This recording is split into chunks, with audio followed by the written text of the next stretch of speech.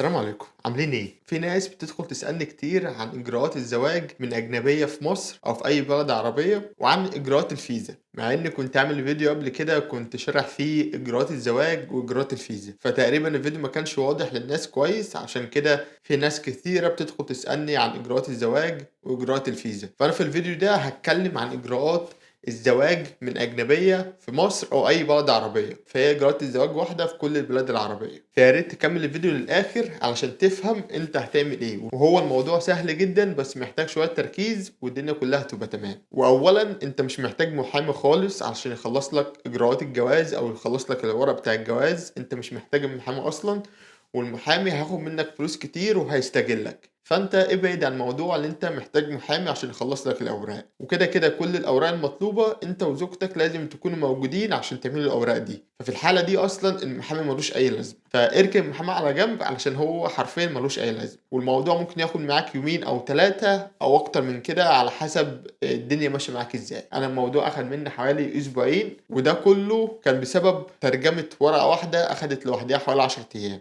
والموضوع سهل جدا. بس اتفرج للاخر وما تنساش برضو تعمل لايك واشتراك في القناه، تدخل تتابعني على الانستجرام. فعلشان تعرف تتجوز في 4 حاجات لازم تعملها. بس اول حاجه انت المفروض تعملها قبل ما الطرف الاجنبي يوصل مصر او اي بلد عربيه، خلينا انا هقول مصر بس، الحاجات كلها انا هقولها هينطبق على اللي عايش في مصر او في المغرب او تونس او مهما كانت الجنسيه بتاعتك. قبل ما الطرف الأجنبي يوصل مصر أو يجي مصر، حاول تحجز ميعاد في السفارة بتاعة بلده. فلو مثلا الطرف الأجنبي بريطاني فأنت هتحجز ميعاد في السفارة البريطانية، لو الطرف الأجنبي ألماني سويسري أيا كانت الجنسية بتاعة الطرف الأجنبي إيه، هتحجز ميعاد في سفارة الطرف الأجنبي. كده إحنا واضحين لغاية دلوقتي. فأنت هتاخد ميعاد من السفارة بتاعة الطرف الأجنبي، هتاخد ميعاد بغرض الزواج. ولو الطرف الأجنبي جايلك بعد شهر أو شهرين، حاول من دلوقتي إنك أنت تدور على ميعاد، علشان ساعات مش بيبقى فيه أي مواعيد. فدي حاجة. طبعا بعد ما هتاخد الميعاد هتاخد الميعاد بغرض الزواج، فأنت هتروح هناك عشان تاخد ورقة اسمها لا مانع من الزواج، أو بالإنجليزي The Affirmation.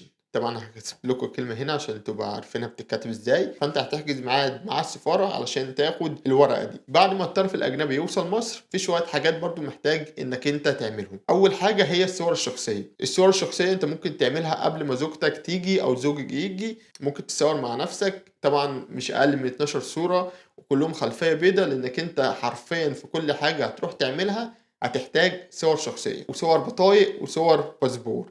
فحاول ان انت تخلي الاوراق دي معاك في كل مكان تروح. وممكن الطرف الاجنبي يتصور في بلده قبل ما يجي. فاول حاجة هي الصور الشخصية. تاني حاجة هي الشهادة الصحية للزواج. هتروح انت والطرف الاجنبي في اي مكتب صحة موجود في المدينة اللي انت عايش فيها عشان تعمل حاجة اسمها شهادة صحية للزواج. والشهادة الصحية دي مختلفة عن الشهادة الصحية اللي هي الكارنيه اللي انت بتشتغل بيها. التانية بتبقى شهادة ورقية، فلازم انت والشخص او انت والطرف البريطاني تروحوا تعملوا الشهادة الصحية دي مع بعض. تالت حاجة وهي الإقامة على باسبور الشخص الأجنبي أو الطرف الأجنبي. طبعا الطرف الأجنبي لما بيجي مصر بيجي بفيزة سياحة، وفيزة السياحة دي بتبقى مثلا حوالي 6 شهور أو حاجة زي كده، فما ينفعش يتجوز بفيزة سياحة. فلازم تروح مصلحة الجوازات، طبعا في اسكندرية في محطة الرمل، وفي القاهرة مش عارف فين، تقريبا في العباسية أو حتة زي كده، فأنا مش عارف، ممكن تدخل تبحث في جوجل. فهتروح مع الطرف البريطاني مصلحة الجوازات عشان يتختم له إقامة بشهر.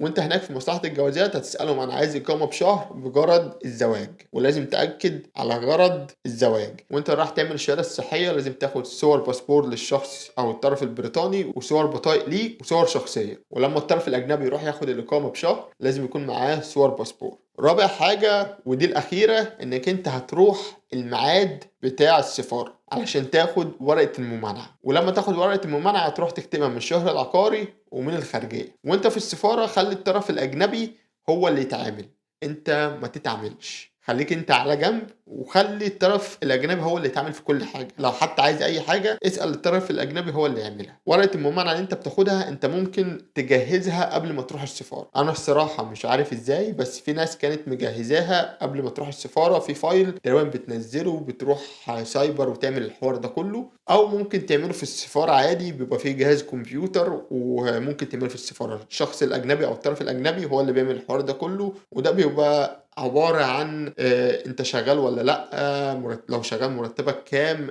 سنك كام، والحاجات دي كلها والديانة والكلام ده كله. الحاجات يعني حاجات بسيطة جدًا، ما فيش أسئلة مكعبلة. كان سعرها حوالي 50 جنيه استرليني، ما أعرفش سعرها غلا والّا لسه زي ما هو. بس وأنت بتاخد الممانعة خلّي الطرف البريطاني يسأل السؤال ده، لإن ده مهم جدًا، وهو إذا كان ينفع ياخد ورقة الممانعة بالإنجليزي وبالعربي والّا ما ينفعش. ولو ينفع خُد الورقة اللي هي فيها إنجليزي ومترجمة بالعربي، لإن الورقة دي هتسهّل عنك كتير جدًا. لو ما ينفعش هتضطر إنك تروح تترجمها، وأماكن المترجمة لازم يكون عندهم ختم نسر، فما ينفعش تترجمها من أي مكان. فلو أنت عايز تترجمها هتترجمها طبعًا من وزارة العدل موجودة في القاهرة، أو لو أنت من إسكندرية هتترجمها في عزبة سعد في مركز خدمة المجتمع، وده المكان الوحيد اللي موجود في إسكندرية هيدّيك ختم نسر. طبعًا لمّا هتاخد ورقة الممانعة وتروح تختمها وبعد كده تترجمها. فخلّيني أرتّبهم لك وأقول لك تعمل إيه علشان الموضوع ما ياخدش منّك وقت كتير. طبعًا زي ما قُلت لك الصور الشخصية أنت ممكن تعملها قبل ما الطرف البريطاني ييجي، والطرف البريطاني ممكن يعمل الصور الشخصية في البلد بتاعته. لمّا ييجي حاول أنت أول حاجة تعملها هي الشهادة الصحية، لازم تروح بدري علشان تخلّص نَفْسك بدري، إنّك أنت لو خلّصت بدري هتقدر تروح بعد كده مصلحة الجوازات علشان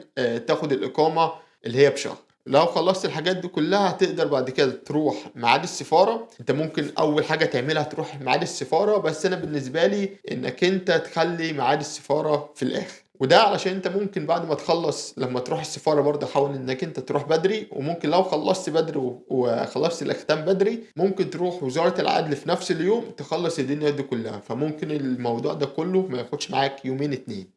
فبعد ما تخلّص الأوراق دي كلّها وتروح تاخد ورقة الممانعة وتختمها، هتروح وزارة العدل. فخلّينا نقف هنا بس شوية صغيّرين للناس اللي عايشة في إسكندرية. فلو أنت من إسكندرية مش هينفع تتجوّز في القاهرة، وفي نفس الوقت أنت ينفع تتجوّز في القاهرة. بس خلّيني أشرح لك وأفهّمك الموضوع هيمشي إزاي معاك علشان ما تتزاولش. عندنا في إسكندرية في مكتب زواج أجانب، وده موجود في المحكمة في المنشية. قبل ما تروح ميعاد السفارة روح المكتب ده واسألهم إيه هي الإجراءات. طبعًا هيقولوا لك كل اللي أنا قُلته، بس أنا عايزك تروح هناك تسأل. هي في واحدة قاعدة هناك وتقريبًا هي لسه قاعدة هناك، أنا مش فاكر اسمها كويس، بس في واحدة هناك قاعدة وهتزاولك في الحتّة دي كلّها. لو أنت شخص عندك جيش هتقول لك أنا عايزة إثبات يقول لي إن أنت ما عندكش جيش. وطبعًا أنت لو بتتجوّز ما فيش أي قانون أو ما فيش أي حاجة تمنعك إنّك تتجوّز لو أنت عندك جيش. عادي أنت ممكن تتجوّز وأنت عندك جيش، أنا اتجوّزت وأنا عندي جيش، فهي هترخّم عليك في الحتّة دي. وغير كده ورقة الممانعة بتبقى بشهر، فلو الدنيا اتكعبلت وما عرفتش تخلّص دنيتك في الشهر ده، طبعًا هتضطر إنّك تدفع تاني وتاخد ميعاد تاني من السفارة. لو أنت عندك جيش وهي قالت لك لأ ما ينفعش، خُد اسمها وقُل لها أنا هاروح القاهرة وهاشتكي. دي أول حاجة. تاني حاجة ما فيش مترجم هناك، فأنت هتضطر تجيب مترجم معاك. وأنا لمّا سألت في 2019 كان سعر المترجم 700 جنيه، دلوقتي تقريبًا أكيد يعني سعره غلا. فأنت لو هتتجوّز في إسكندرية المفروض إنّك تجيب مترجم معاك، لإن تقريبًا ما فيش هناك مترجم. فأنت اسأل لو هم عندهم مترجم والّا أنت محتاج مترجم. بعد كده لمّا تروح أنت ميعاد السفارة، لو أنت عندك جيش وقالوا لك لأ لازم موقف الجيش، فأنت بعد ما تروح ميعاد السفارة هتروح وزارة العدل اللي في القاهرة، تروح تتجوّز هناك. وخلّي بالكم برضه في السفارة هيدّوا الطرف الأجنبي ورقتين تقريبًا أو 3 أوراق مكتوب فيهم هيعمل إيه بالضبط، ودي حاجة كويسة جدًا لإنّك أنت هتعرف إيه اللي المفروض يتعمل بعد كده. بعد كده أنت هتروح وزارة العدل بعد ما تختم الورقة زي ما قُلت من الشهر العقاري ومن الخارجية اللي هي ورقة الممانعة. هتروح وزارة العدل هتروح تتجوّز. طبعًا هياخدوا منّك ورقة الممانعة، لو هي مترجمة هتمشي في إجراءات الجواز على طول، لو هي مش مترجمة هتترجمها طبعًا في وزارة العدل. ممكن يترجموها في ساعتها وممكن يقولوا لك تعالَ بُكرة خُدها. بعد ما هم يترجموا الورقة هتروح تخلّص الورق بتاعك عادي وتخلّصوا الإجراءات كلّها وهيدّوكوا عقدين زواج. وهم طبعًا هناك هيقولوا لك هتعمل إيه خطوة بخطوة بعد ما تاخد عقدين الجواز وتخلّص الإجراءات كلّها في وزارة العدل. هتاخد عقدين، العقدين دول لازم تروح توثّقهم برضه في شهر العقاري وفي الخارجية. أنت هناك خلّي بالك هتلِف أكنّك بتلِف في دايرة، أنت بتخلّص من السفارة تروح الشهر العقاري، بعد كده تروح الخارجية، بعد كده تروح وزارة العدل، بعد كده تروح شهر العقاري، وبعد كده خارجية، فموال. بعد ما تاخد العقدين هتروح توثقهم زي ما قلت لك، وبعد كده انت هتضطر انك تترجم عقد الجواز ده في اي مكان معتمد من السفارة البريطانية. ممكن وانت هناك في السفارة البريطانية تسألهم عن كل الأماكن الترجمة المعتمدة، فهم هيدوك لستة بالناس اللي في القاهرة وبالناس اللي في اسكندرية وكل حتة. وبعد كده انت مش محتاج توثق عقد الجواز في السفارة، مش محتاج خالص توثق العقد في السفارة. طالما انت خلصت العقد ووثقته، انت كده في السليم، مش محتاج توثقه في السفارة. وده طبعا لو هتدخل، لو هتكلم حتى السفارة البريطانية هناك، هيقولوا لك لا انت مش محتاج تيجي توثقه. لان انا كنت دايخ وكنت مفكر ان انا محتاج اوثقه في السفارة البريطانية لانها زوجتي انجليزية. اتصلت بيهم قالوا لي لا، مش لازم، انت كده طالما وثقته في مصر انت كده كأنك وثقته في بريطانيا. حاول انك انت تاخد عقد الجواز وباسبور الطرف الاجنبي وبطاقتك وباسبورك او بطاقتك او باسبورك، وتاخد الاوراق دي كلها وتروح تطلع عليها PDF. انك انت لما هتيجي او انت لما هتيجي تقدموا على الفيزا هتحتاجوا الاوراق دي كلها. وطبعا لما هتقدم الطرف البريطاني هيبقى في بلده، فانت الاوراق دي هتزاولك، تبقى محتاج الاوراق دي كلها تاني، انك انت تعمل اوراق الفيزا وتعمل الحاجات دي كلها. فانت محتاج الاوراق دي كلها PDF علشان لو في اي ظرف من الظروف احتجتها تلاقيها وتقدر تطلع عليها نسخة تانية ونسخة بكواليتي كويسة جدا.